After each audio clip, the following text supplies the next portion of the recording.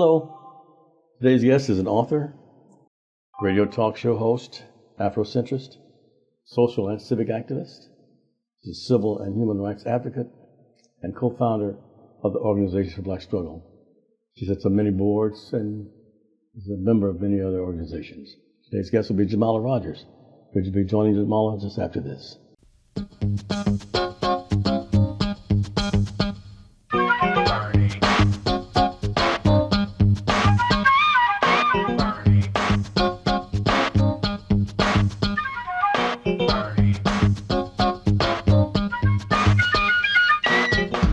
Welcome back. As I promised you, my guest is Jamala Rogers of Paragani. Jamala Paragani. How are you today? Fine, Jambo.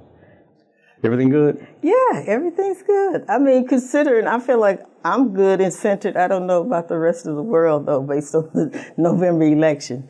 You've been very, very active, very active. And I know that the November election's kind of not upset you, I guess is a good word to use. But, no, not upset because I think I saw it coming. Yeah. And I think it's been coming for a while. So what's going to happen now? So I think we're going to enter a period of repression and chaos. Some people have braced themselves for it. Other people think that there will be a savior that's coming in. But for the other folks, the savior is going to be Trump. And so I think he's been clear about what he wants to do with the country and what he's going to do on day one. And so for us, I think it's always about how we organize and how we protect our families and our communities. What's the importance of organizing? So for me, I can't think of very many social issues or anything, period, that didn't require some level of organizing, whether it be organizing people, organizing resources like money.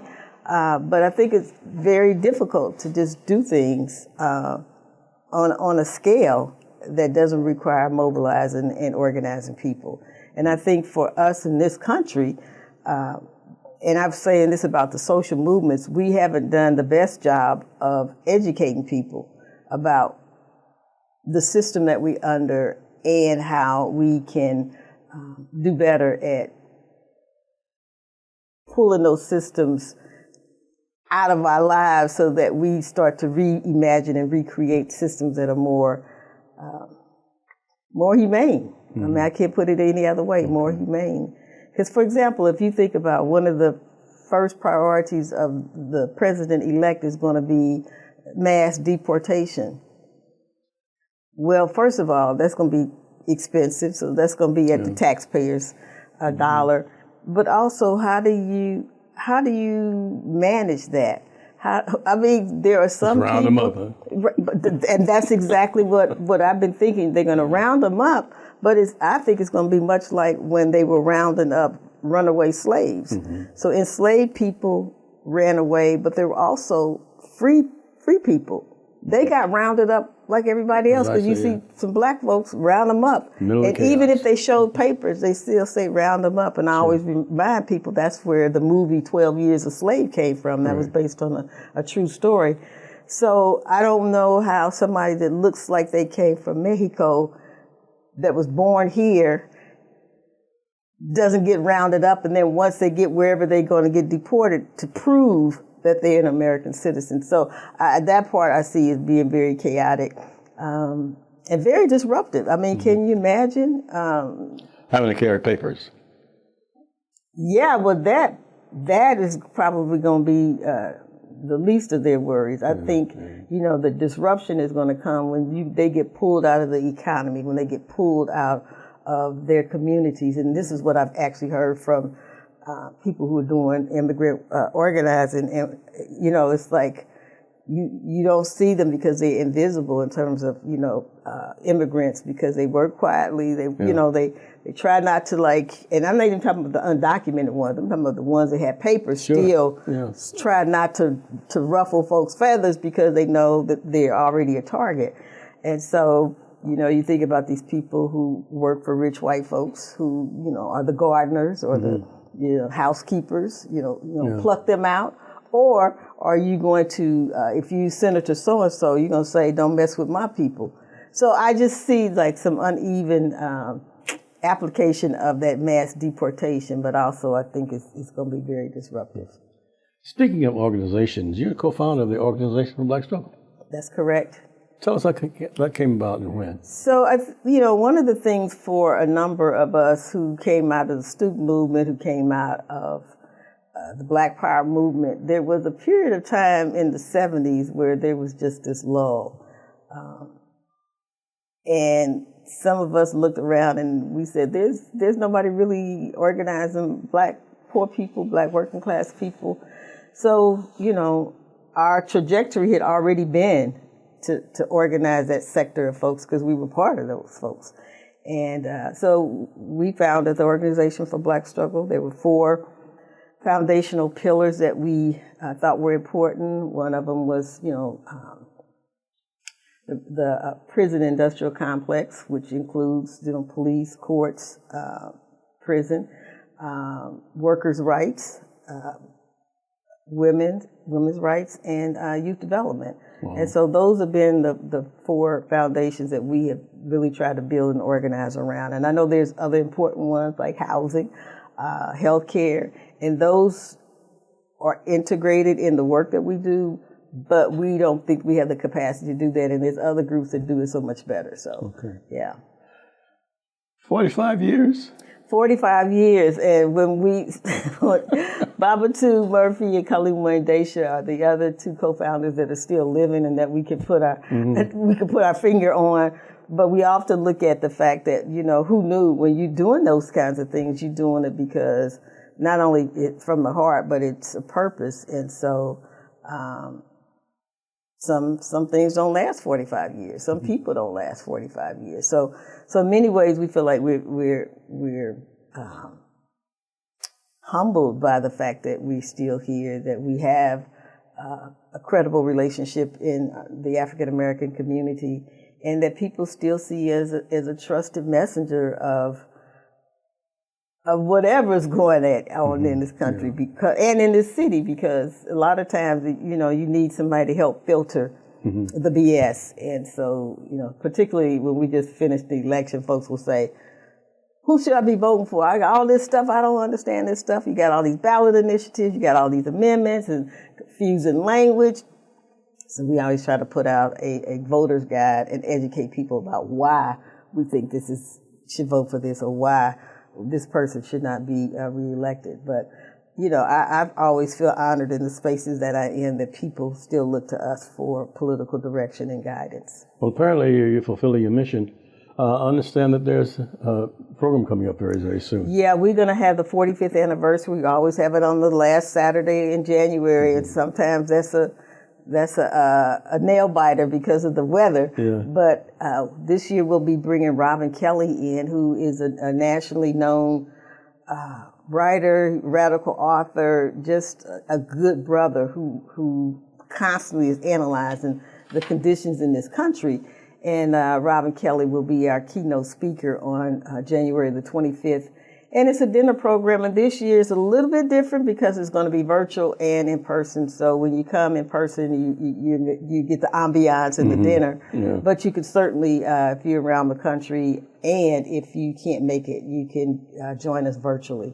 Okay, so that's going to be at the 2319 Shoto Avenue. That's the Sheet Metal Workers. That's the Sheet Metal Workers Hall, and some people have been there for other events, but it's a really nice place. We really try to stay in the community. We stay with, have our events at community centers or union halls so that we could keep it affordable and we could keep it accessible.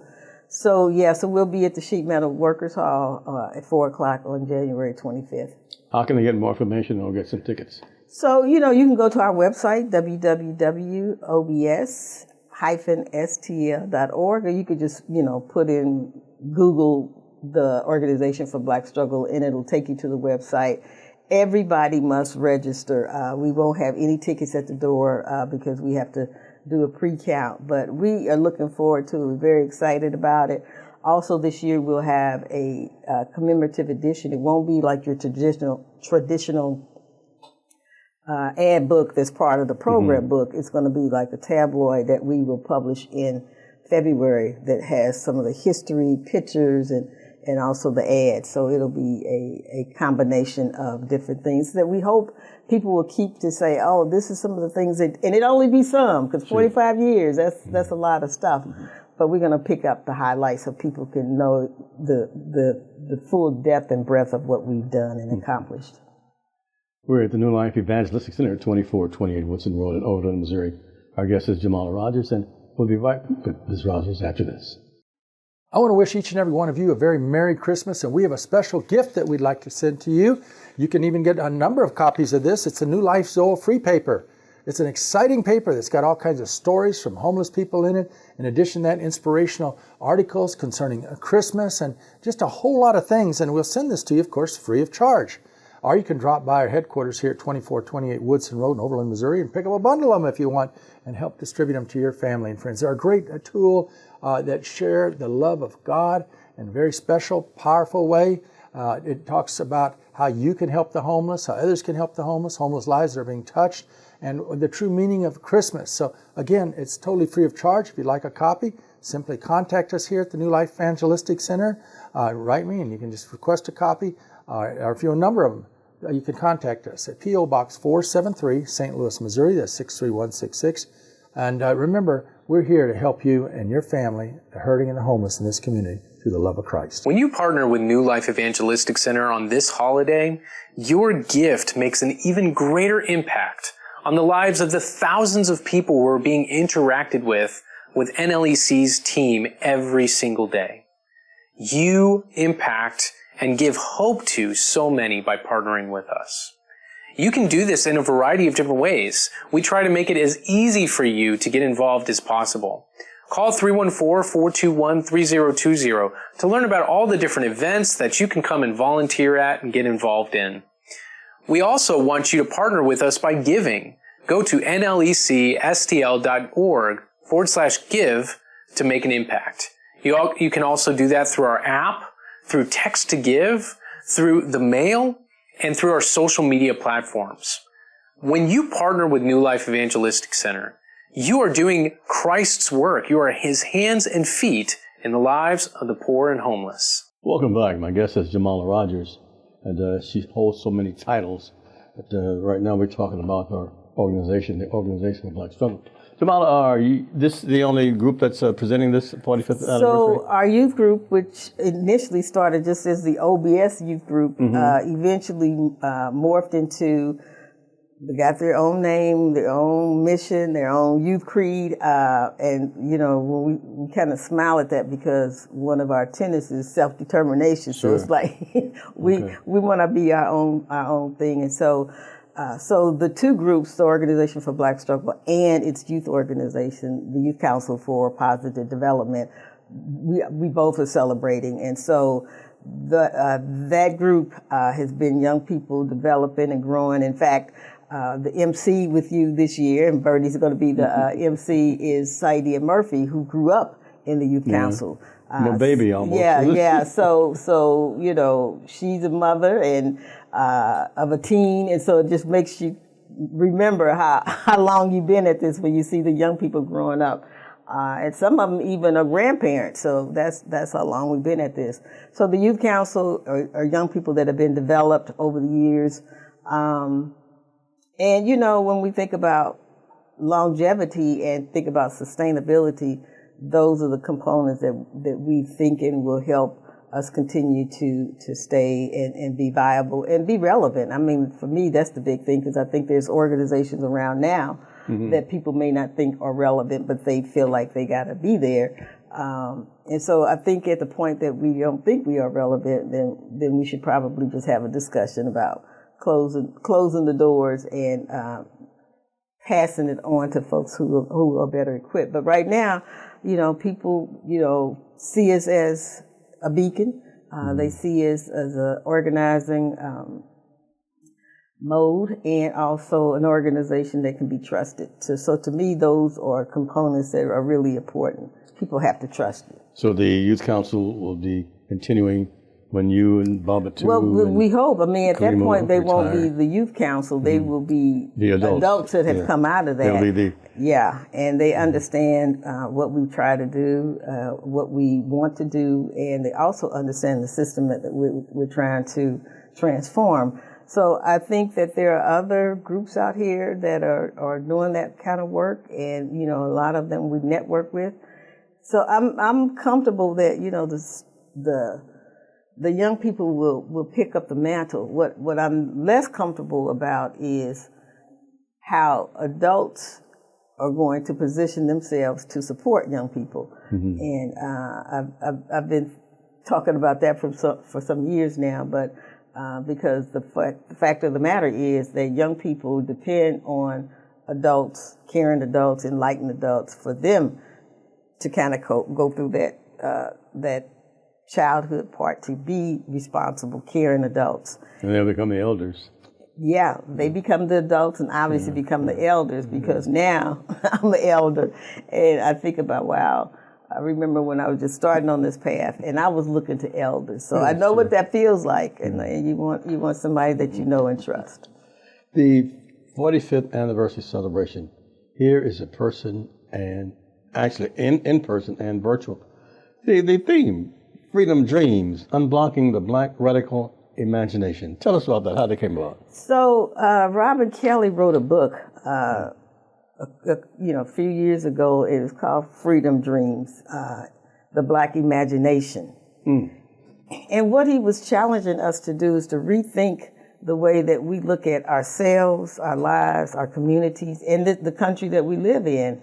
And so it was well received by the social justice movements. It was, obviously, because he's a scholar, a radical scholar, that it was well received in those circles. But when we start to look at the times that we're in, Bernie, we have not been really thinking about freedom. We have not been dreaming of a new way that we could live and be different. We sort of have gotten accustomed and normalized, like, repression. We thought we were free. Well, some of us, I don't think, ever thought we were free, but we certainly had a few more liberties to move about. But I think right now we are looking at maybe even all of that being restricted. Yeah. And so the other part of that theme is I wrote a series of articles called Unblocking Our Movement Chakras. This is your column in the St. Louis American. Well, no, and your it blog. was another series, and so that's on my website. Yeah. And so one of the things that when the Organization for Black Struggle started to look at the theme, we looked at, well, we're not dreaming. Why come we aren't dreaming? And then we got blockages, that are keeping us from dreaming big and thinking about how we want the future to look. And so we put those two together. But to strategize. Yeah. Okay. Unblocking our imagination so we could dream big and we can look more futuristic. Because right now, most folks, poor folks, live day to day and hope that they see a tomorrow. And we're saying if you're dreaming and planning, you will plan for there to be a future. And so that I think is going to be unlearning some negative stuff and relearning some more positive things. How important is this 45th celebration?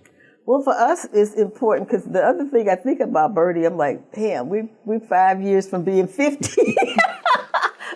We've been doing a half a century. Yeah. So in that way, it's like, wow, this has been a long journey and one that has been by far fruitful. And I think we've made an impact on this community in many different ways.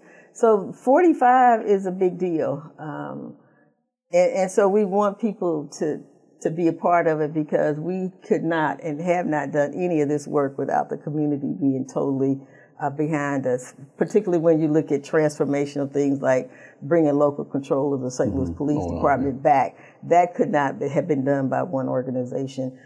That was a citywide, even a region-wide effort over a number of years. So that's the thing we want people to celebrate. You've been a part of this journey with us, and you're a part of the contributions and the achievements. So you need to be there on January 25th.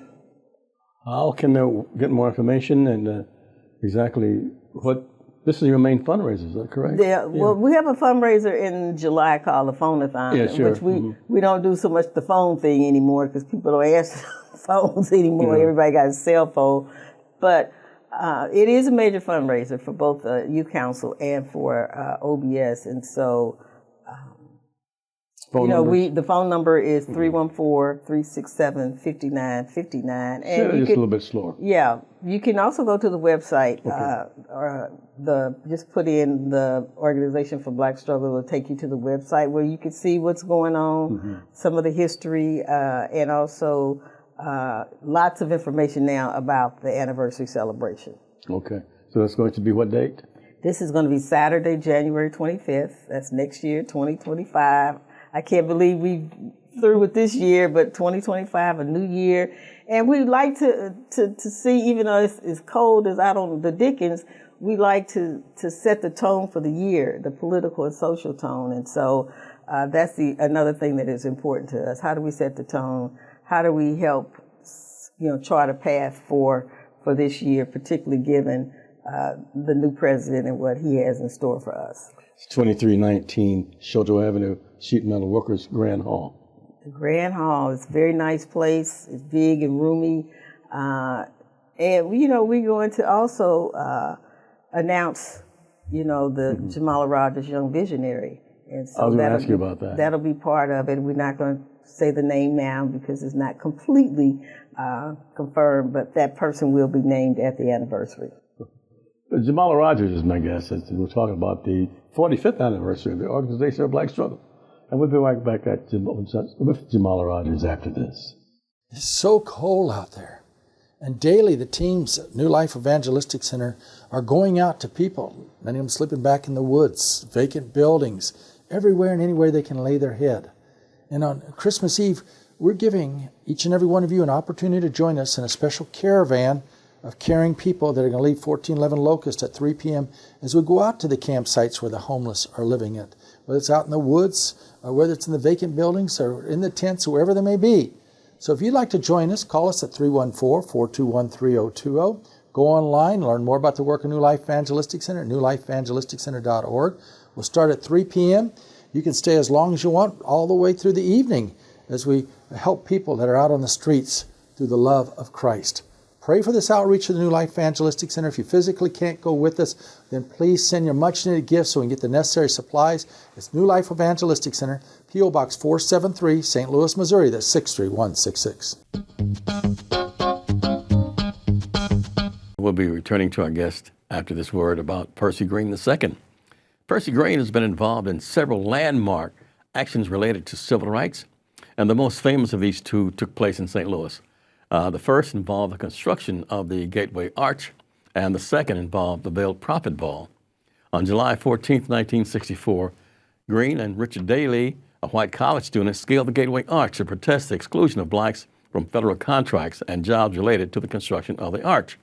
The fight for equal rights and employment opportunities for African Americans characterized much of Green's work, and both with core and action. His activism targeted companies including Wonder Bread, Southwestern Bell, Laclede Gas, Union Electric, now Ameren, and others. He personally protested for me on several occasions at radio stations. Percy Green, civil rights activist and friend. God loves a cheerful giver. Even though things are really tough right now, you can make a difference in the lives of so many. New Life has been doing this work for 50 years, and we have seen God's gracious goodness through people like you who have participated in this work. There are so many people who are suffering. More people are becoming homeless for the first time with the rising costs of inflation and food and housing and so many other commodities. We need help.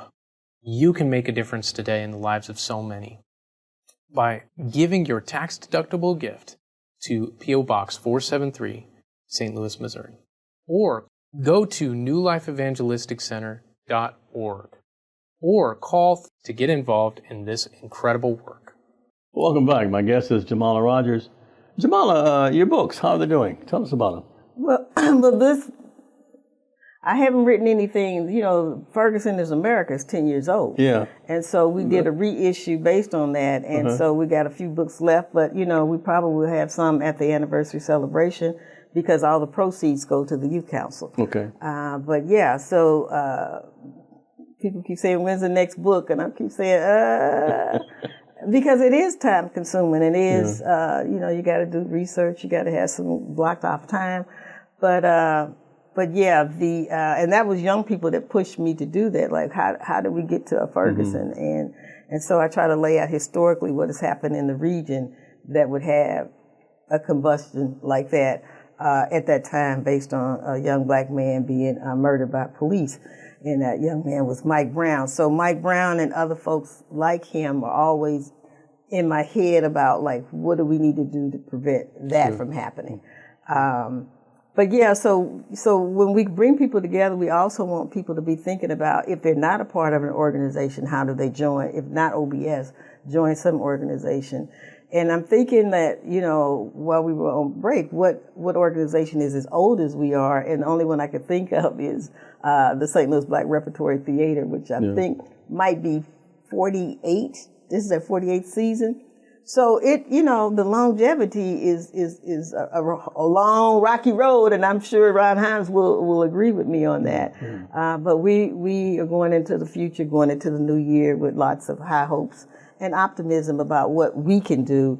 And so people can come out here. Robin Kelly, he's just a dynamite thinker and speaker.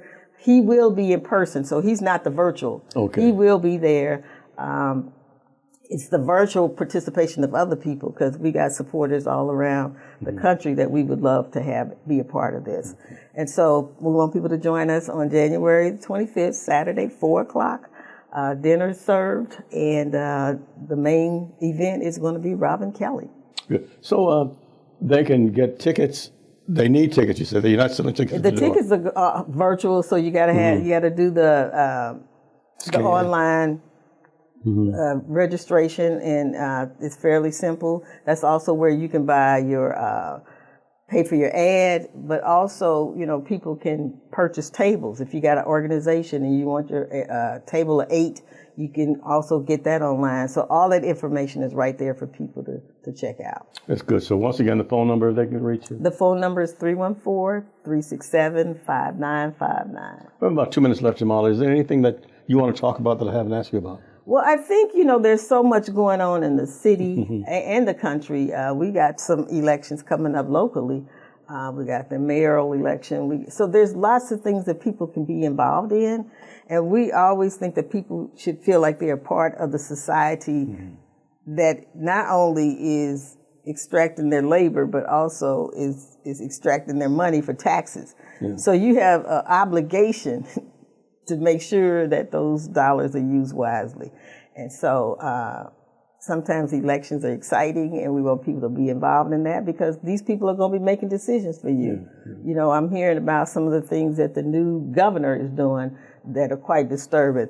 But you can't just sit around and complain. You have to be proactive. And so part of what we've always done is to be proactive, get ahead of it, and see what strategies are needed to bring people together to impact a particular issue.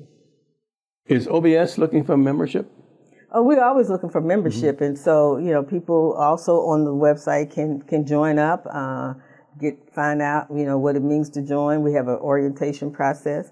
So, yeah, obviously, and we'll be pushing for people to join at the anniversary celebration. That's wonderful. That's going to be January the 25th. January 25th, 4 o'clock at the Grand Hall, the Sheet Metal Workers Hall. Yes. That's at the 2319 Shoto Avenue. And that's right there on the corner. Well, it's not so much on the corner, but yeah, it's a big place. You can't miss it. That's wonderful. Thank you, Jamala Rogers. Thank you for having me, Bernie. And we're wonderful 45th anniversary of the organization of Black Struggle. And you'll be there with us emceeing, so you can't go wrong with that. Thank you so much. Thanks to each and every one of you for supporting Reverend Larry Rice and the Life Evangelistic Center and the Bernie Hayes Show. We'll see you next time. Have a great day.